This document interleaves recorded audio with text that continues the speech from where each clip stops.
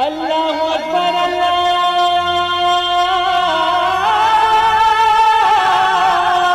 اکبر۔ السلام علیکم ورحمۃ اللہ وبرکاتہ۔ الحمدللہ رب العالمین والصلاة والسلام علی اشرف الانبیاء والمرسلین نبینا محمد وعلی آلہ وصحبہ اجمعین ومن تبعہم بإحسان الی یوم الدین، اما بعد۔ میرے دوستو، بزرگوں، اسلامی بھائیوں اور بہنوں، سامعین و سامعات کرام، صدائے حق سننے والے ساتھیوں، آج 22 رجب 1442 ہجری، 7 مارچ 2021 عیسوی، 23 گتے فاگن 2077 بکرمی اتوار کا دن، میں محمد مستقی مدنی صدائے حق کا پروگرام لے کر حاضر ہو گیا ہوں، جو روزانہ آپ Janak Nandini FM 95.5 megahertz Janakpur Dham دھنوشا Nepal سے 1:30 بجے سے 2:15 بجے تک سماعت فرماتے آ رہے ہیں۔ آج بھی انشاءاللہ تبارک و تعالی تلاوت قرآن مجید کے بعد ایک خوبصورت سی شرک و بدعت کے خلاف نظم سماعت فرمائیں گے، پھر ایک خطیب کا بہترین خطاب سماعت فرمائیں گے۔ میرے محترم ساتھیوں، یہ رجب کا مہینہ ہے، اور رجب کے مہینوں میں بہت سارے لوگوں نے طرح طرح کی بدعت و خرافات ایجاد کر لیا ہے، غیروں کی دیکھا دیکھی، جس میں سب سے اول رجب کے کوڈے ہیں، جو مٹی کے برتن میں حلوہ پوڑی کھیر وغیرہ پکا کر حضرت امام جعفر رضی اللہ تعالیٰ عنہ کے نام سے پیش کرتے ہیں، اور یہ امید لگاتے ہیں کہ اس سے اس کی حاجت روائی ہوگی، جو ایک کھلا ہوا شرک ہے۔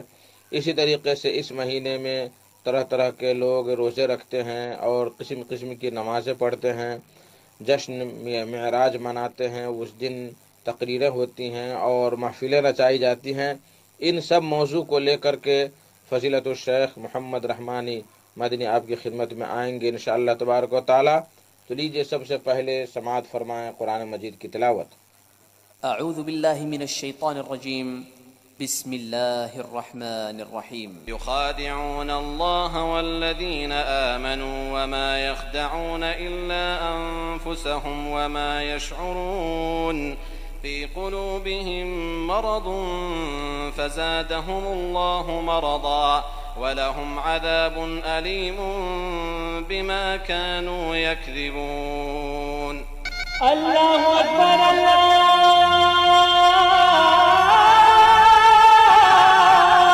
اکبر۔ بعدہ ایک خوبصورت سی نظم سماعت فرمائیں، جس میں شرک و بدعت کے خلاف لکھی گئی نظم ہے،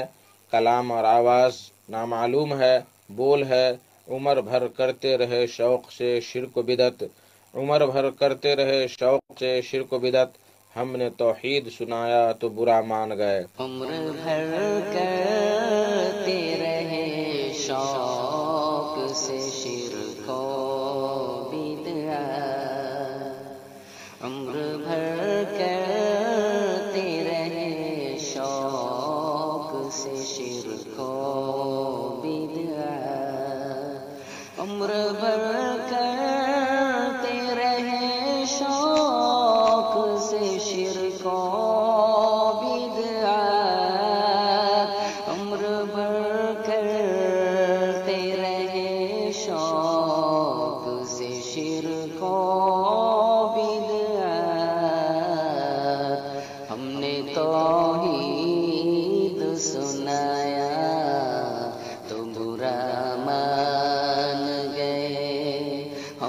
توحید سنایا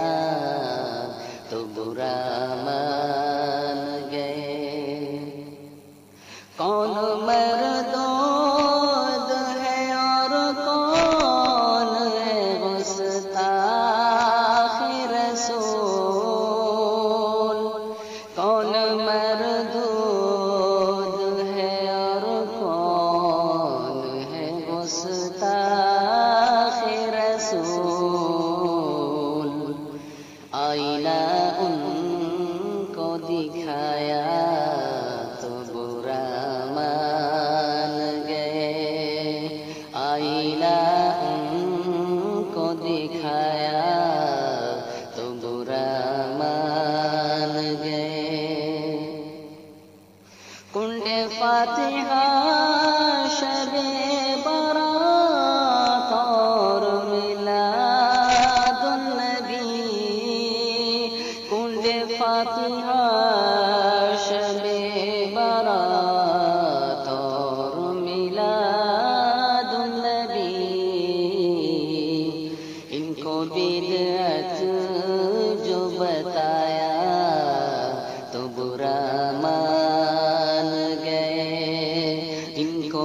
بدعت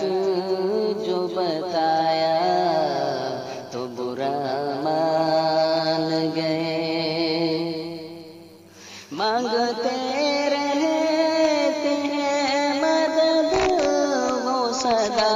غیروں سے مانگتے رہتے ہیں مدد وہ سدا غیروں سے ہم نے اللہ کو پکارا تو برا مان گئے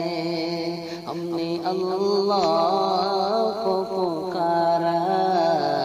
تو برا مان گئے دیتے رہتے ہیں یہ گالی ہمیشہ سے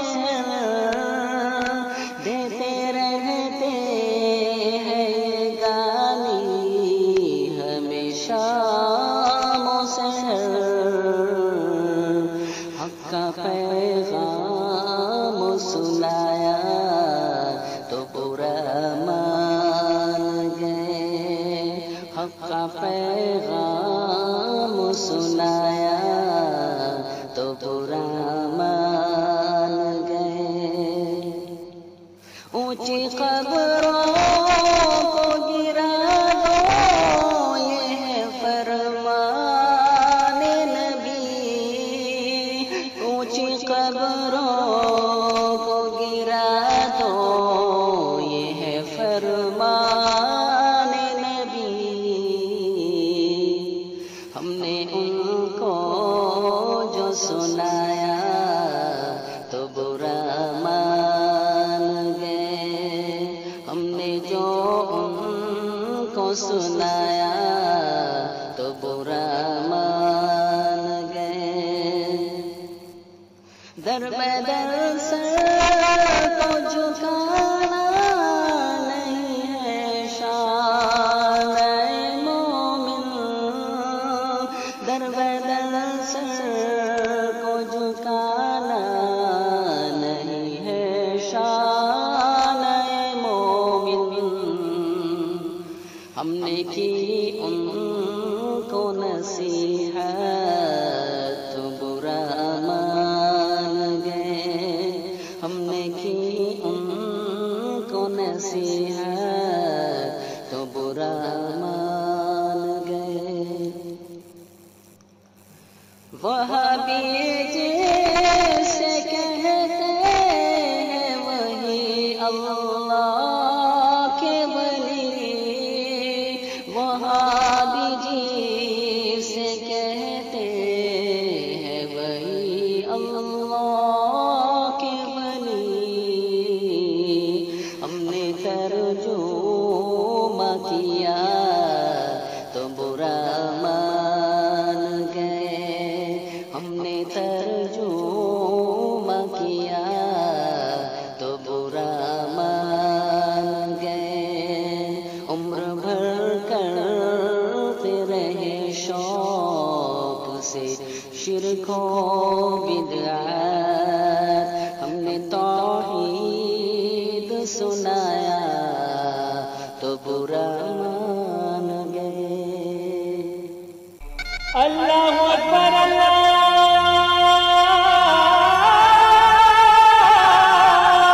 اکبر میرے محترم ساتھیوں، آج کا خطاب ہے فضیلت الشیخ محمد رحمانی مدنی صاحب کا،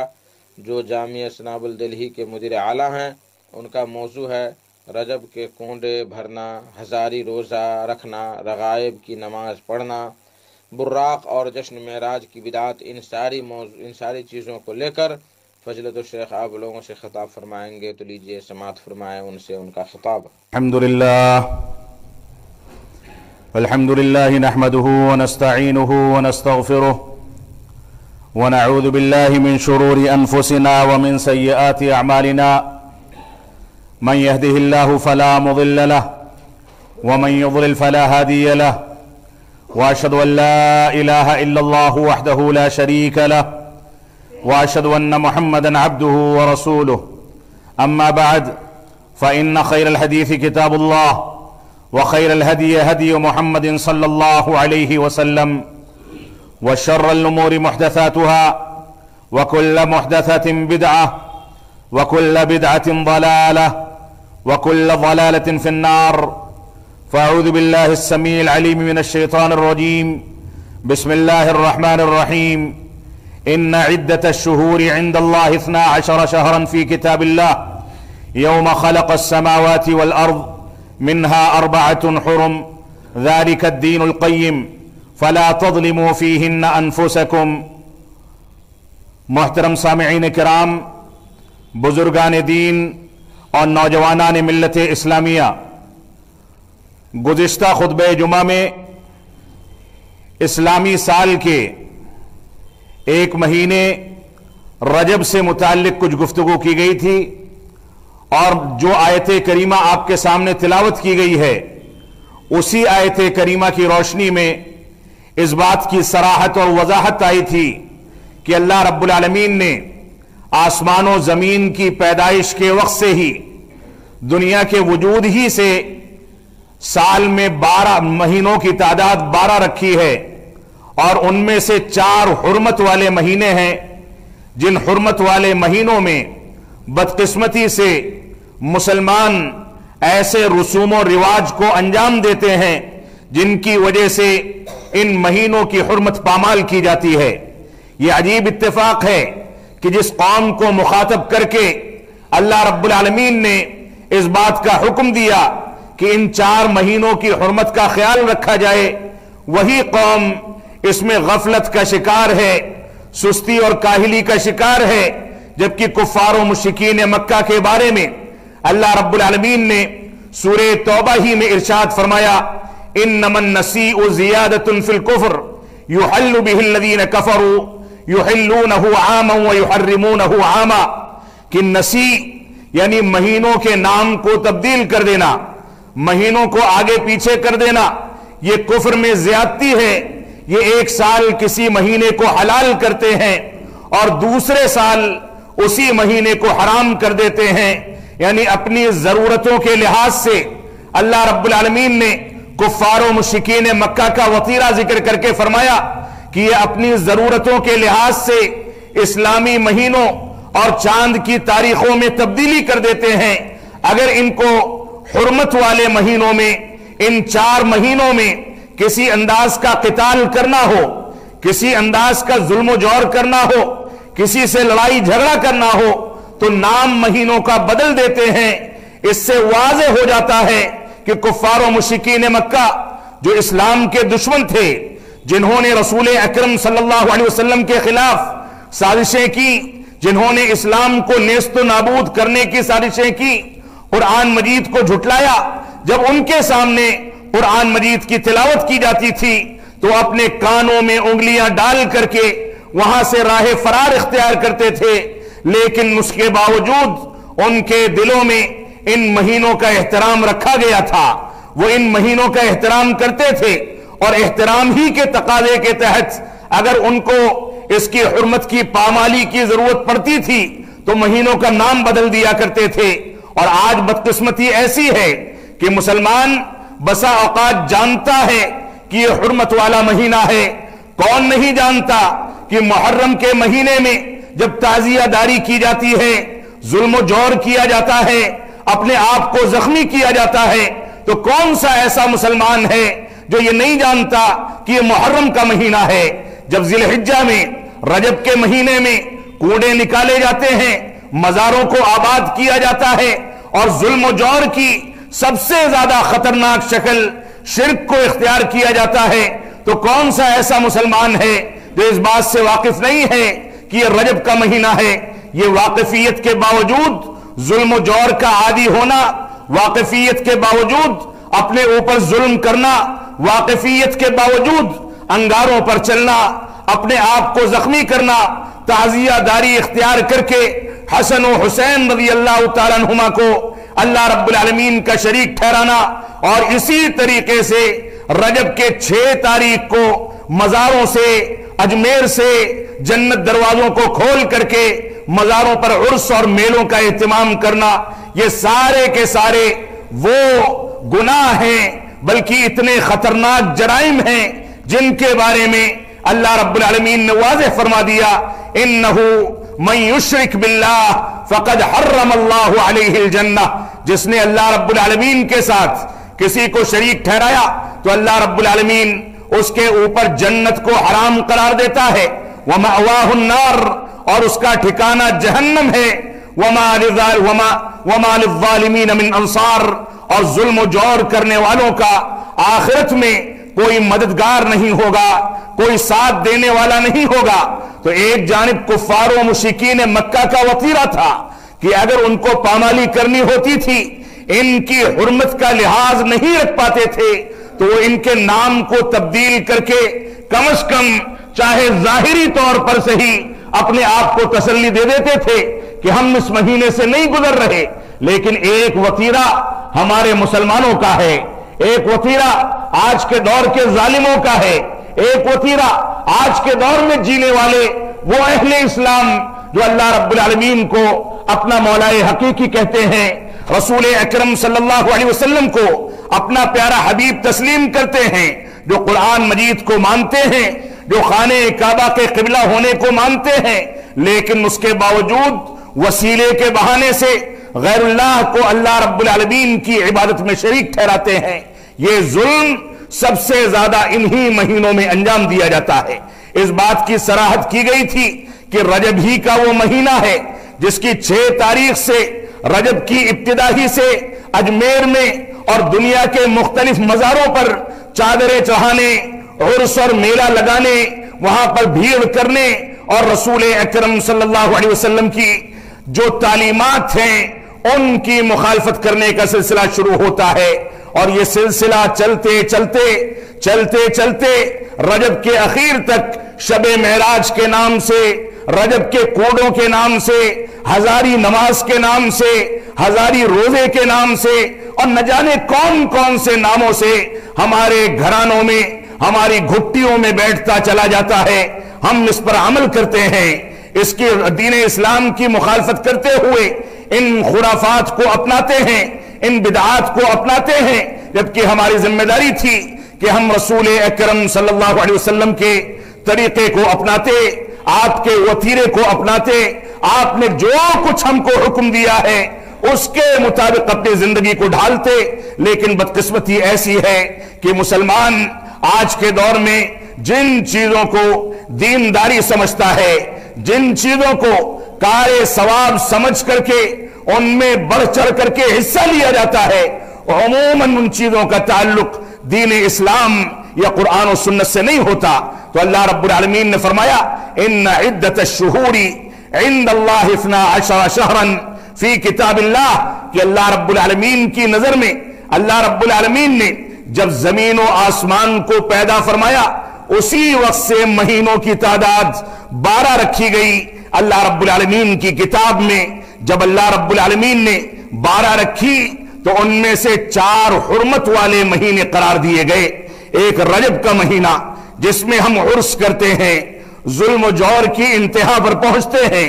شرک و بدعات کو انجام دیا جاتا ہے۔ ایک ذی قعدہ کا مہینہ، ایک ذی الحجہ کا مہینہ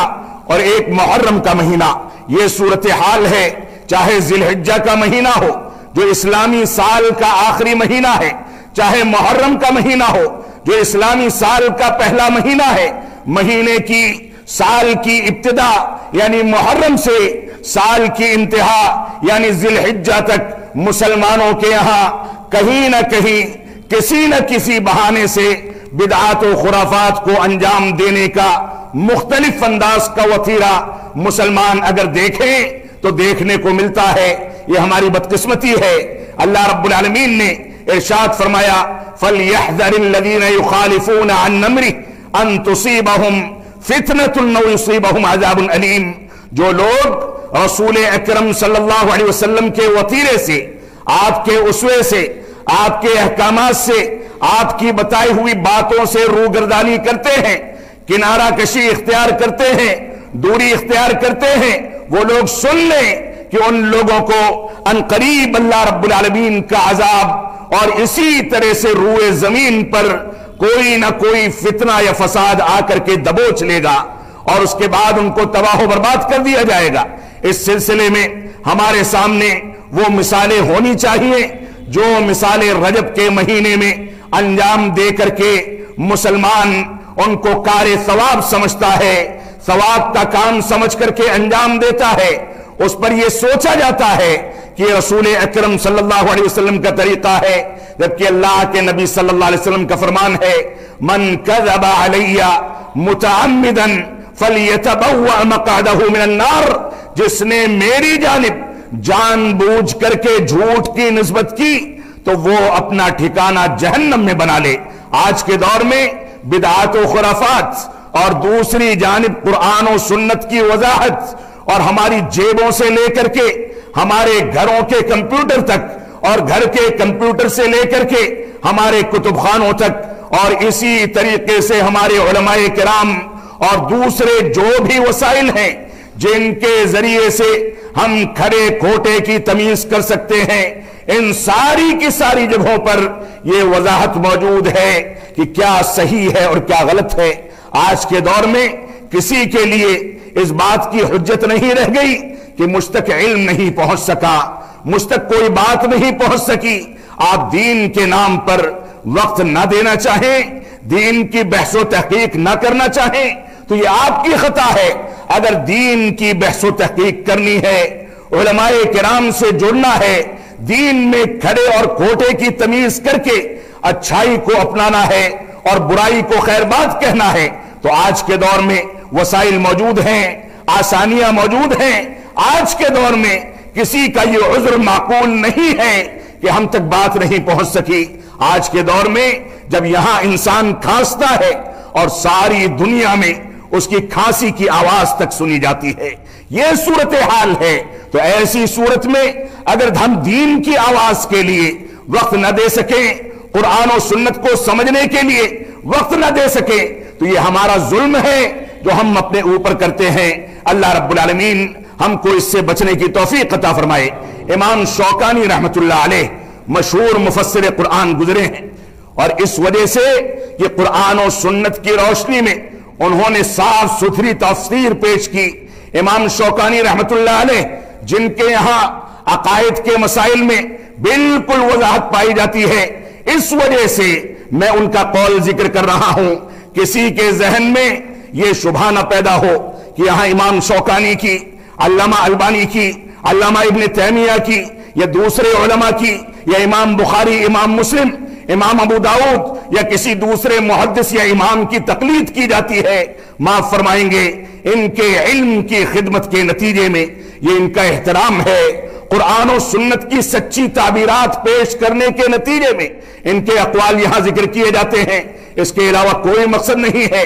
آخرت میں نہ ہم ان کا دامن پکڑ کے مچل سکتے ہیں، قبر میں نہ ہمیں ان کے بارے میں سوال کیا جائے گا۔ اگر نجات ہے تو قرآن و سنت کے اندر محدود ہے، اگر نجات ہے تو رسول اکرم صلی اللہ علیہ وسلم کے طریقے میں ہے، اور قبر میں اگر سوال کیا جائے گا تو جس ذات اور جس شخصیت کے بارے میں کیا جائے گا وہ یا تو اللہ رب العالمین کے بارے میں ہوگا یا ہمارے دین کے بارے میں ہوگا یا رسول اکرم صلی اللہ علیہ وسلم کے بارے میں۔ اور دین کے بارے میں صحیح جواب تبھی دستیاب ہو سکتا ہے جب ہم نے دین کو اللہ اور اس کے رسول سے حاصل کیا ہو، اور اللہ رب العالمین کے بارے میں صحیح جواب تبھی ہو سکتا ہے جب ہم نے دین کو رسول اکرم صلی اللہ علیہ وسلم کی صحیح سندوں سے اور صحیح احادیث سے حاصل کیا ہو۔ معاف فرمائیں گے، دنیا کی کوئی شخصیت، کوئی مفتی، کوئی امام، کوئی ایسا انسان جس کی پیروکاری کی جاتی ہے، نہ اس کے بارے میں سوال ہوگا اور نہ جواب دے کر کے انسان نجات پا سکتا ہے۔ تو امام شوکانی رحمت اللہ علیہ فرماتے ہیں کہ لم یرد فی رجب علی الخصوص سنت صحیحہ، فرمایا کہ رجب کے بارے میں رسول اکرم صلی اللہ علیہ وسلم کی کوئی صحیح سنت ثابت نہیں ہے، ولا سنت ضعیفہ، اور نہ ہی کوئی کمزور یا ضعیف سنت یہ حدیث ثابت ہے، ضعفا خفیفا، اگرچہ اس کے اندر تھوڑا سا ضعف ہو، تھوڑی سی کمزوری ہو، تھوڑی سی کمزوری والی روایت بھی رجب کے بارے میں قرآن و سنت کے اندر ثابت نہیں ہے۔ فرمایا بل جمیع ما روی فیہ، بلکہ جو کچھ رجب سے متعلق روایت کیا جاتا ہے، خصوصاً رجب کے بارے میں منسوب کیا جاتا ہے، یا تو وہ موضوع ہے، من گھڑت ہے، یا وہ جھوٹ ہے، یا ضعیف ہے، اور اس کے اندر شدید ضعف پایا جاتا ہے، اس وجہ سے وہ قابل اعتماد نہیں ہے، قابل عمل نہیں ہے، اس پر عمل کرنا یہ ہمارے لیے باعث گناہ ہے، باعث ثواب نہیں ہے۔ شیخ الاسلام علامہ ابن تیمیہ رحمۃ اللہ علیہ فرماتے ہیں بطور خاص رجب کے مہینے میں روزے رکھنا، یا اسی طریقے سے رجب سے متعلق بعض احادیث کو حوالہ بنا کر کے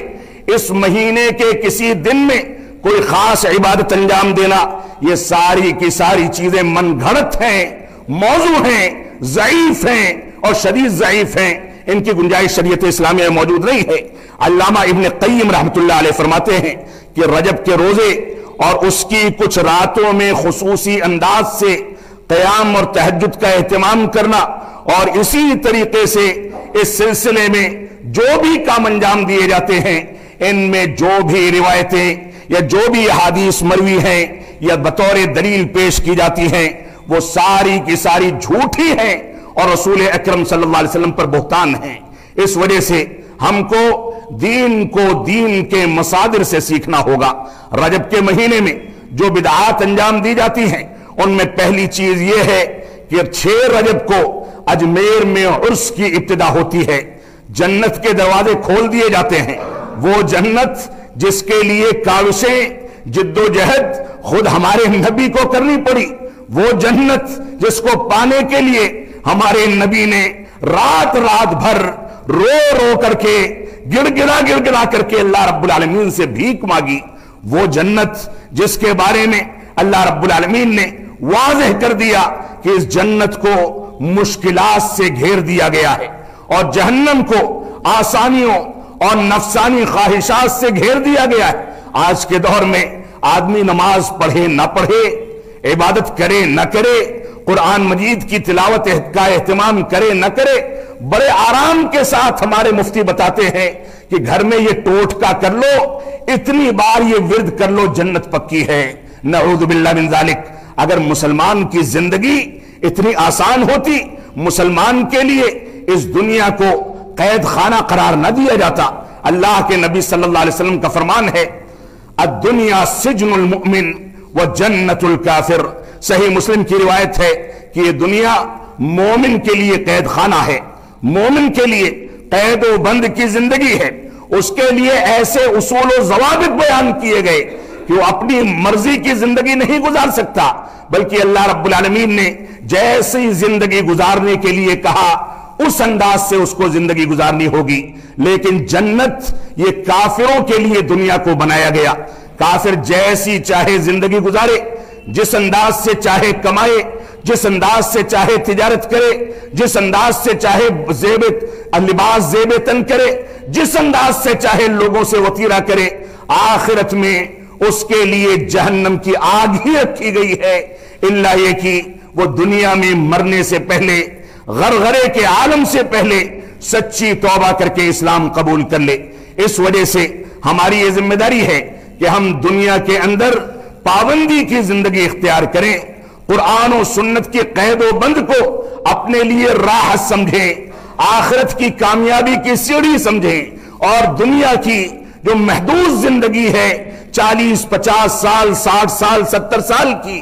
اس دنیا کی زندگی کو ہم اللہ رب العالمین کے حوالے کر دیں، قرآن و سنت کے دلائل کے حوالے کر دیں، یہ ہماری ذمہ داری ہے۔ تو اللہ کے نبی صلی اللہ علیہ وسلم کی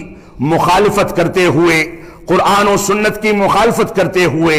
دینی عقائد کی مخالفت کرتے ہوئے، عقیدہ توحید کی دھجیاں اڑاتے ہوئے، رسول اکرم صلی اللہ علیہ وسلم کی آخری وصیت کی شہ رگ کاٹتے ہوئے 6 رجب کو اسی مہینے کی ابتدا میں اجمیر سے عرس اٹھتے ہیں، وہاں میلے لگائے جاتے ہیں، جنت دروازے کھولے جاتے ہیں، اور نہ جانے کون کون سی خرافات کی جاتی ہیں۔ اسی طریقے سے رجب کے مہینے میں دوسری بدعت جس کو انجام دیا جاتا ہے، یہ ہزاری روزے ہیں، ایسے روزے جس کے بارے میں یہ اعتقاد رکھا جاتا ہے کہ رجب کے مہینے میں اور بالخصوص 27ویں رجب کے دن میں اگر اس روزے کا اہتمام کر لیا جائے تو اس کی وجہ سے 1000 روزوں کا ثواب ملے گا، 1000 روزوں کا ثواب ملے گا۔ رمضان کے واجبی روزے کے بارے میں اللہ رب العالمین نے فرمایا کہ ایک روزے کا ثواب 10 گنا اور انسان کے اخلاص کے لحاظ سے بڑھایا جاتا ہے، اور یہاں ہم نے حتمی فیصلہ کر دیا کہ ایک روزہ رکھ لو 1000 روزوں کے برابر ثواب مل جائے گا۔ نعوذ باللہ من ذالک، یہ بھی خرافات ہے۔ اسی طریقے سے تیسری چیز جو صلاۃ الرغائب یا ہزاری نماز کے نام سے اس مہینے کے پہلے جمعہ میں لوگ اس میں ادا کرتے ہیں، یہ نماز بھی بدعت ہے۔ اس کو انجام دینے والا ثواب کمانے کے بجائے گناہوں کو مول لیتا ہے اور اپنے لیے وبال جان پیدا کرتا ہے۔ چوتھی چیز، اسی مہینے کی 27ویں شب کے بارے میں یہ اعتقاد رکھا جاتا ہے کہ 27ویں شب میں رسول اکرم صلی اللہ علیہ وسلم کو معراج میں لے جایا گیا، جبکہ حقیقت یہ ہے کہ اس سلسلے میں علماء کرام کے درمیان اس بات کا بھی اختلاف ہے کہ شب معراج کون سے مہینے میں تھی۔ بعض علماء کرام کہتے ہیں کہ ربیع الثانی کا مہینہ تھا،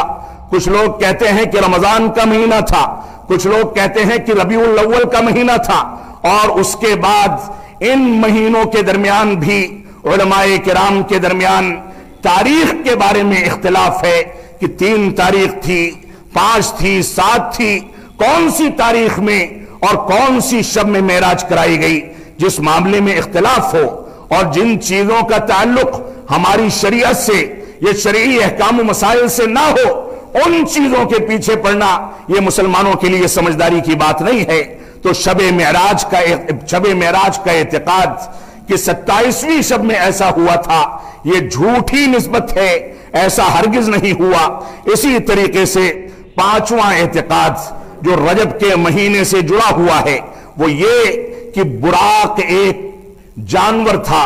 جس نے لے کر کے رسول اکرم صلی اللہ علیہ وسلم کو شب معراج کی سیر کرائی، مکہ مکرمہ سے لے کر کے بیت المقدس گیا، بیت المقدس سے 7 آسمانوں کی سیر کرا کر کے جنت دکھائی، جہنم کے نظارے کرائے، اور اس کے بعد صبح ہونے سے پہلے لا کر کے مکہ مکرمہ میں چھوڑ دیا۔ اور اس کے بعد ہی کفار و مشرکین مکہ نے ہمارے اسلامی خلافت کے سب سے پہلے خلیفہ اور اسلام کی سچی ترین شخصیت ابو بکر صدیق رضی اللہ تعالیٰ عنہ، جس کے بارے میں اللہ رب العالمین نے فرمایا ثانی اثنین اذ ہما فی الغار، کہ جب وہ لوگ غار میں تھے تو وہ 2 میں کے دوسرے تھے، اور ان دونوں کا تیسرا خود اللہ رب العالمین تھا۔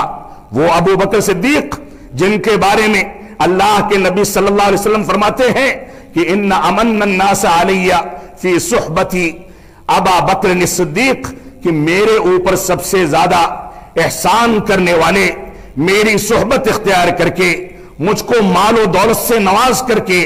میری ضرورتوں کو پورا کر کے، یہ ابو بکر صدیق ہیں۔ وہ صدیق اکبر، ان کے بارے میں کفار و مشرکین مکہ نے ان سے کہا کہ تمہارا وہ ساتھی جو عجیب و غریب دعوے کرتا ہے، جو مجنون ہے، جو پاگل ہے، آج اس نے یہ دعویٰ کر دیا ہے کہ میں راتوں رات زمین سے آسمان کا اور بیت المقدس کا سفر کر کے واپس آیا ہوں۔ کفار و مشرکین مکہ نے کہا، ابو بکر صدیق نے فرمایا کہ ہاں، اگر میرے نبی نے ایسا کہا ہے تو وہ سچا ہے، جھوٹا نہیں ہو سکتا۔ اور اس کے بعد سے ابو بکر جو ہیں وہ صرف ابو بکر نہیں رہ گئے، وہ صدیق ہو گئے، سچوں کے سچے، سب سے زیادہ سچائی سے کام لینے والے۔ اور نعوذ باللہ من ذالک، آج کے دور میں ان کے اوپر اتہامات لگائے جائیں، ان کو جہنمی قرار دیا جائے، ان کی ایک بیٹی جو رسول اکرم صلی اللہ علیہ وسلم کی سب سے زیادہ چہیتی بیوی تھی، ان کے اوپر زناکاری کا اتہام تک لگایا جائے، نعوذ باللہ من ذالک، نہ ہم اس کو برداشت کر سکتے ہیں اور نہ برداشت کیا جانا چاہیے۔ تو براق کے بارے میں یہ تصور رکھا جاتا ہے کہ رسول اکرم صلی اللہ علیہ وسلم جس براق سے تشریف لے گئے تھے اس کو گھوڑے کی شکل دے کر کے اس کی تصویریں اپنے گھروں میں لگائی جاتی ہیں، اس کی سواری کی جاتی ہے، اس پر بیٹھا جاتا ہے. یہ بھی بد اعتقادی ہے، بدعت ہے، گناہ عظیم ہے، اور اس کو اللہ رب العالمین کبھی معاف نہیں فرما سکتا. اسی طریقے سے چھٹی چیز، رجب کے مہینے میں رجب کے کنڈے بھرنا. 22 رجب کو یہ عمل کیا جاتا ہے جو 2 روز کے بعد کی تاریخ ہے. آج رجب کی 20 تاریخ ہو گئی. جعفر الصادق رحمت اللہ علیہ جو اہل سنت والجماعت کے مشہور امام، مشہور عالم، مشہور جانکار اور مقدس ترین شخصیت گزری ہے، جن کے بارے میں ہمارا اعتقاد ہے کہ انہوں نے دین کی سچی ترجمانی کی، انہوں نے صحابہ کرام کی سچی صحبت اختیار کی، ان لوگوں نے دین کا سچائی کے ساتھ دفاع کیا. شیعہ حضرات ان کے بارے میں کہتے ہیں کہ جعفر الصادق رحمت اللہ علیہ کی وصیت تھی، انہوں نے کہا تھا کہ 22 رجب کو میرے نام کے کوڑے بھرنا تو میرے توسل اور وسیلے کے ذریعے اللہ رب العالمین تم کو جنت کا مستحق قرار دے گا. آپ سوچیں، توسل اور وسیلہ جو رسول اکرم صلی اللہ علیہ وسلم کا کام بھی نہیں آنے والا، آپ نے اپنی بیٹی کو، اپنی پھوپھی کو، اپنے بچوں کو، اپنے ساتھیوں کو مخاطب کر کے فرمایا کہ سن لو، میری جو کچھ ضرورت ہے، مجھ کو جو کچھ مانگنا ہے مجھ سے اسی دنیا میں مانگ لو، آخرت میں کچھ کام نہیں آنے والا. آخرت میں میری سفارش انہی لوگوں کے حق میں کام کرے گی جن لوگوں کے حق میں اللہ رب العالمین نے اجازت دی ہوگی، جن لوگوں نے دنیا میں ان کے شرائط پورے کیے ہوں گے. اس وجہ سے ہم بڑے آرام کے ساتھ کہہ دیتے ہیں کہ فلاں کے وسیلے اور فلاں کے دامن کو پکڑ کر کے جنت میں چلے جائیں گے. نعوذ باللہ من ذالک. وہاں تو نفسی نفسی کا عالم ہوگا. عالم یہ ہوگا کہ سارے کے سارے متبعین اپنے اپنے انبیاء کے پاس آئیں گے، کہیں گے ہمارے حق میں سفارش کر دیں. سارے انبیاء دامن چھڑا لیں گے، کہیں گے رسول اللہ کے پاس جاؤ، اللہ کے نبی صلی اللہ علیہ وسلم کے پاس جاؤ. جب آ کر کے دیکھیں گے تو دیکھا جائے گا کہ اللہ کے نبی صلی اللہ علیہ وسلم غشی کی حالت میں پڑے ہیں، اللہ رب العالمین سے دعا کر رہے ہیں کہ اللہ رب العالمین مجھ کو سفارش کرنے کی اجازت دے دے. جب اجازت دی جائے گی تب آپ اہل سنت والجماعت، بدعات سے بچنے والوں، شرکیات سے پرہیز کرنے والوں کے حق میں سفارش کریں گے اور اس سفارش کو قبول کیا جائے گا. یہ پوری صورتحال ہوگی. تو جعفر الصادق رحمت اللہ علیہ کی جانب یہ نسبت، اس انداز کا واقعہ گڑھ کر کے ان کی جانب منسوب کرنا، یہ جھوٹ پر مبنی ہے. اللہ کے نبی صلی اللہ علیہ وسلم نے ہم کو بدعات سے دور رہنے کا حکم دیا. اللہ کے نبی صلی اللہ علیہ وسلم نے کہ اگر روایتوں کو سامنے رکھا جائے تو امام مالک رحمت اللہ علیہ فرماتے ہیں من ابتدع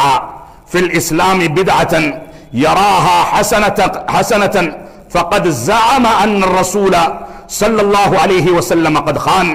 جس نے دین کے نام پر کوئی نئی بات ایجاد کی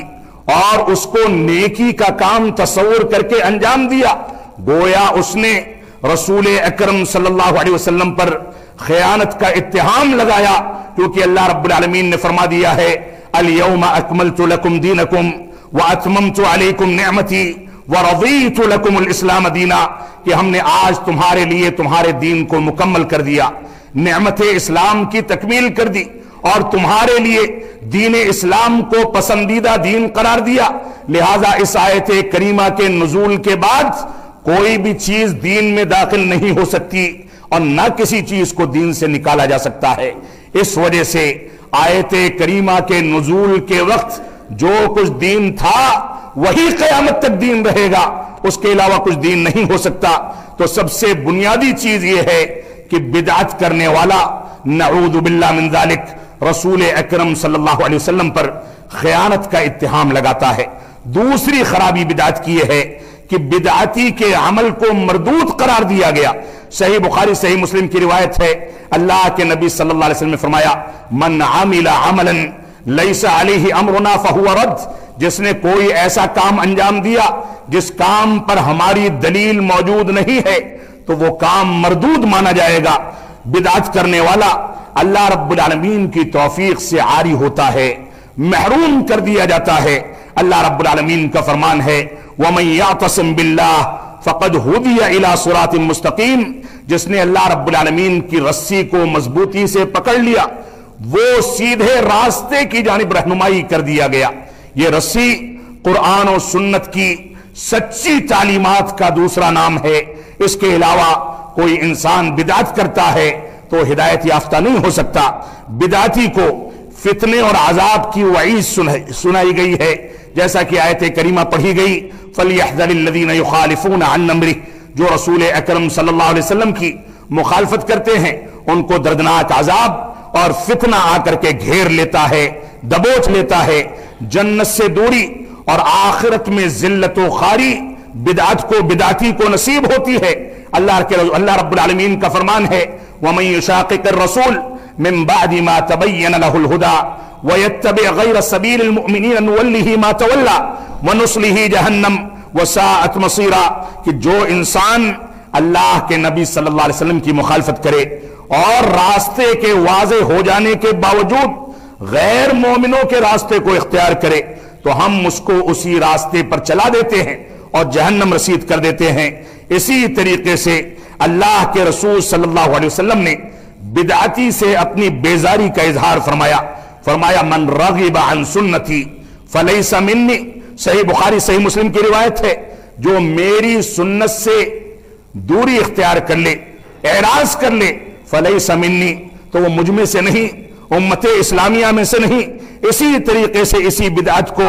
اللہ کے نبی صلی اللہ علیہ وسلم نے خطرناک بوجھ قرار دیا، فرمایا من سن فی الاسلام سنتا حسنہ، جس نے اسلام کے اندر کوئی اچھا راستہ، اچھے راستے کو ترویج دی تو اس پر عمل کرنے والوں کا ثواب اچھے راستے کی جانب ہدایت کرنے والے کو بھی ملتا رہتا ہے، اور جس نے کسی غلط چیز کو ایجاد کیا ومن سن فی الاسلام سنتا سیئتا، اور جس نے کوئی غلط راستہ اختیار کیا تو جب تک اس کی رہنمائی کے نتیجے میں لوگ بدعات و خرافات اور غلط چیزوں پر عمل کرتے رہیں گے اس پر بھی اس کا بوجھ آتا رہے گا، لا ينقص من وزورہم شیئا، اور ان کے بوجھ میں سے، ان کے گناہوں میں سے کچھ کمی نہیں کی جائے گی۔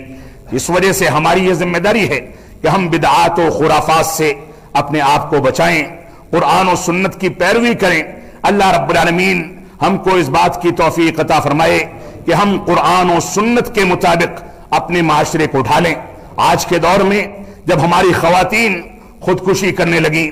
آج کے دور میں جب بے پردگی ہمارے معاشرے میں عام ہوتی جا رہی ہے، ایسے دور میں ہم کہاں ہیں، کتنے پانی میں ہیں، ہماری ذمہ داریاں خواتین کے تعلق سے کیا ہیں، اس پر آئندہ خطبہ جمعہ میں آپ کے سامنے گفتگو کی جائے گی۔ اللہ رب العالمین ہم کو تمام امور میں اسلامی تعلیمات کو اپنانے، اسلامی تعلیمات کو اختیار کرنے کی توفیق عطا فرمائے۔ ہم جب تک جئیں تب تک اسلام پر جئیں، جب ہمارا خاتمہ ہو تو ایمان پر ہو۔ اللہ رب العالمین ہم کو بدعات و خرافات اور شرکیات سے بچنے اور پرہیز کرنے کی توفیق عطا فرمائے۔ بارک اللہ لنا ولکم فی القرآن المجید ونفعنی وإیاکم بالآیات والذکر الحمید، انہ تعالی جواد کریم ملک بر الرؤوف الرحیم۔ اللہ اکبر اللہ